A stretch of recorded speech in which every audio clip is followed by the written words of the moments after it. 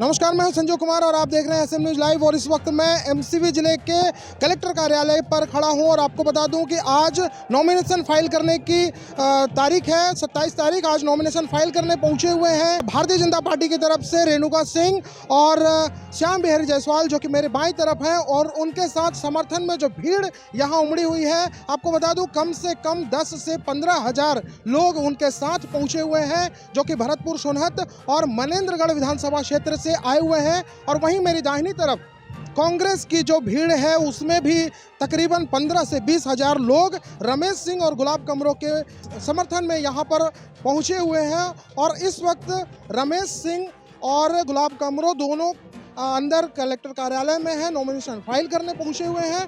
लेकिन बाईं ओर जो मेरे आप देख पा रहे हैं, बाईं तरफ जो मेरी आप भीड़ देख पा रहे हैं, उसमें श्याम बिहारी जायसवाल और रेणुका सिंह को देखा जा सकता है। वो अभी भी भीड़ के साथ हैं, अभी भी बाहर हैं, वो लोग अभी अंदर नहीं पहुंचे हैं।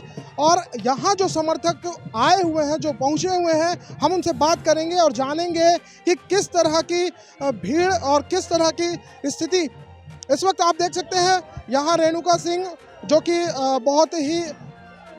बहुत ही तेजी से कलेक्टर कार्यालय की तरफ बढ़ती हुई, कलेक्टर कार्यालय, ये रेणुका सिंह को आप देख सकते हैं। रेणुका सिंह अपने कार्यकर्ताओं और अपने पदाधिकारियों को हाथ दिखाते हुई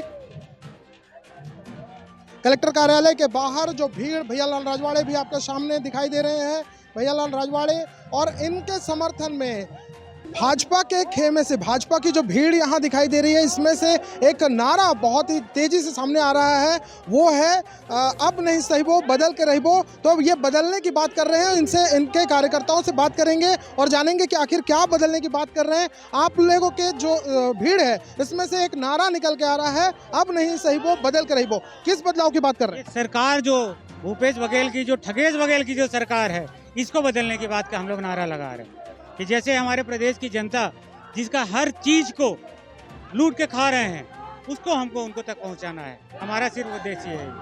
क्या लूट कर खा रही है प्रदेश सरकार?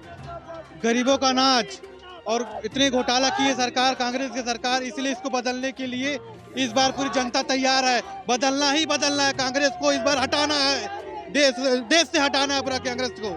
मगर देश में तो भारतीय जनता पार्टी की सरकार है, केंद्र में तो नरेंद्र मोदी है। जहाँ जहाँ कांग्रेस की सरकार है वहाँ से उखाड़ के फेंकना है कांग्रेस की सरकार को। कहाँ कहाँ कांग्रेस की सरकार है? 7 राज्यों में विधानसभा चुनाव है, और कहाँ कहाँ आपको मालूम है कि वहाँ कांग्रेस की सरकार है? झारखंड में मिलीजुली सरकार है, वहाँ से भी पूरी बीजेपी को ही लाना है, कांग्रेस को वहाँ से हटाना है। जितनी मिलीजुली सरकार से हटाना है। तमिलनाडु में भी है और भी जगह है, वहाँ से सबको उखाड़ फेंकना है। में जो है हम राजस्थान को और छत्तीसगढ़ को, यहाँ दो जगह हम सरकार बदल। तो बदलाव की बात कर रहे हैं, यहाँ और भी लोग हैं, हम उनसे बात करेंगे। किस बदलाव की बात कर रहे हैं? छत्तीसगढ़ में सरकार को बदलना है। जो यहाँ पर कांग्रेस की भूपेश बघेल की सरकार है, जो वादा खिलाफी वाली सरकार है, 36 बातों को लेकर के आए थे पिछले चुनाव में, लेकिन अपना वादा नहीं निभाया। जिसमें सब शराबबंदी का बात करते थे, आज शराब खुलेआम बिक रही है। ऊपर से जो पहले से रमन सिंह जी की योजनाएं संचालित थी, उन योजनाओं को बंद किया गया। आवास की योजना को बंद करके 16 लाख परिवारों को आवास से वंचित किया गया है। इसके साथ ही साथ बेरोजगारों के साथ ठगी किया गया, छल किया गया, महिलाओं के साथ ठगी की गई, छल की गई। तो ये जो वादा खिलाफी रही है भूपेश बघेल जी की, इसके खिलाफ पूरे जनमानस में रोष है, गुस्सा है। और बदल के रहिबो, ये बार छत्तीसगढ़ ना बदलबो। लेकिन छत्तीसगढ़ के बदलने की बात करें, छत्तीसगढ़ में सरकार बदलने की बात कर रहे हैं। मनेंद्रगढ़ में जो वादा यहाँ के विधायक ने किया था, मनेंद्रगढ़ को संयुक्त रूप से जिला बनाने की, उन्होंने तो पूरा किया, इसके बाद भी बदलाव। मनेंद्रगढ़ को इन्होंने जिला बनाया है, लेकिन ये देखिए अविभाजित कोरिया जिला से काट करके जिस तरीके से मनेंद्रगढ़ को जिला बनाया गया है, एक तरह से अन्यायपूर्ण विभाजन है। कोरिया जिला के लोग आज भी असंतुष्ट। आपके सरकार जब थी तो ये अन्यायपूर्ण विभाजन भी नहीं हुआ था, उसके बारे में क्या कहेंगे? ये जो जिला का विभाजन हुआ है, किस आधार पर किया गया है, यहाँ की जनता की मांग कहते हैं, लेकिन ऐसी कोई बहुत बड़ी मांग तो नहीं रही है। लेकिन फिर भी यदि विभाजन किया गया है तो ठीक है, लेकिन जो बाकी फैक्टर पर ये सरकार फेलुअर रही है, इसलिए सरकार को बदलना जरूरी है। तो बदलाव की बात कर रहे हैं, बदलाव की राजनीति करने की बात कर रहे हैं। यहाँ पर देखना होगा कि क्या बदलता है। यहाँ आम आदमी, जो अब तक हमने जो बात की वो पार्टी के लोग थे, अब आम आदमी से बात करते हैं। क्या लगता है, आप किसके समर्थन में?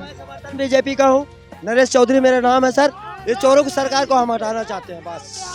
तो चोरों की सरकार को हटाना चाहते हैं। यहाँ से हमारी ठीक बाईं ओर जो भीड़ नजर आ रही है वो कांग्रेस की है। हम उनसे भी बात करेंगे और जानेंगे कि आखिर उनकी सरकार ने जो वादा किया है वो इस बार कितना सही, उसको कितने किस तरह से वो अपने वादों पर कायम रह पाएंगे। हम उनसे भी बात करेंगे। इस वक्त मैं कांग्रेस के खेमे में खड़ा हूँ। आपको बता दूं कि यहाँ कम से कम 20 से 25 हजार लोगों की भीड़ दिख रही है। इनसे बात करेंगे। और जैसा कि आप कहाँ से आए?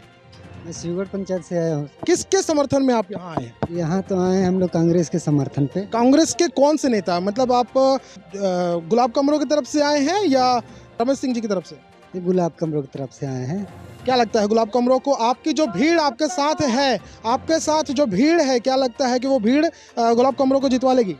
ऐसा तो लग रहा है सर, ऐसा भाजपा बदलाव की बात कर रही है। आप किन मुद्दों पर आप क्या मिला है आपको अब तक भाजपा की सरकार से, जिसकी वजह से आप कांग्रेस की सरकार से आपको क्या मिला है जिससे आप कांग्रेस को दोबारा जिताने की बात कर रहे हैं? जी सर, हमारे यहाँ तो ऐसे बदलाव नहीं आया है, लेकिन फिर भी दोनों का टक्कर है इस बार।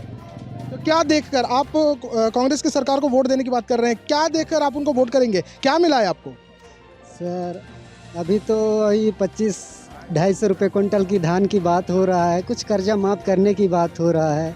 पिछले 5 साल में नहीं हुआ ऐसा कुछ? ऐसा हुआ था। और भी लोग हैं यहाँ। एक कांग्रेस कार्यकर्ता हैं। आपका नाम क्या है? अमर राय। अब बदलाव हुआ है कांग्रेस की सरकार आने के बाद और आप इसको कंटिन्यू करना चाहते हैं। क्या देखकर कांग्रेस को वोट करेंगे आप? क्या है कि गुलाब कमरो जो विधायक हैं भरतपुर सोनहत के और भूपेश सरकार है, मैं आपको बता दूं आज 15 साल जो बीत गया, जो बीजेपी के शासन में कभी कुछ नहीं हुआ था किसानों का, आज हमें 2800 रुपये कुंटल धान मिल रहा है। और आगामी इस चुनाव के बाद जब कांग्रेस सरकार जीत जाएगी तो 2800 नहीं है, 2500 है। 2800 रुपये हो गया है, इस बार मिलेगा। और इसके बाद 3600 रुपये मिलेगा। और फिर से पहले सत्र में जो हुआ था भूपेश सरकार में किसानों का कर्ज माफ, अब फिर इस बार चुनाव जीतती है भूपेश सरकार तो फिर से किसानों का कर्जा माफ होगा। और गांव-गांव भरतपुर सोनहत के लाडले विधायक बिजली और पानी हर कुछ मदद किए हैं गरीब जनताओं के लिए। लेकिन कांग्रेस किसानों की सरकार है, लेकिन गौठान के नाम पर जो घोटाला हुआ है उसके बारे में आप क्या कहेंगे? गौठान के नाम में कोई घोटाला नहीं है। ये बीजेपी का मतलब अफवाह उड़ाया जा रहा है। नरेंद्र मोदी टाइप के कोई नहीं बोलता है कि हर किसानों के खाते में 15-15 लाख डाला जाएगा। 70 साल कांग्रेस को लगा है, 400 सिलेंडर पार नहीं हो पाया। मोदी के आने से 9 साल में ही 12। आप केंद्र की बात कर रहे हैं, आप राज्य की बात करिए, आप अपने विधानसभा की बात करिए। राज्य में भी रमन सरकार थे उस समय। राज्य में ऊपर में तो नरेंद्र मोदी के चक्कर में, इसीलिए वो ज्यादा मतलब गुरूर में आ चुके थे। ऊपर हो चाहे नीचे हो, जनता तो हम एक ही है ना। ऊपर वो बैठे हैं, नीचे हम बैठे हैं, ठीक ना। ऊपर का जनता भी, नीचे की जनता भी, ठीक ना। 400 से आप 1200 पहुंचा दोगे तो किस जनता को, गरीब जनता को।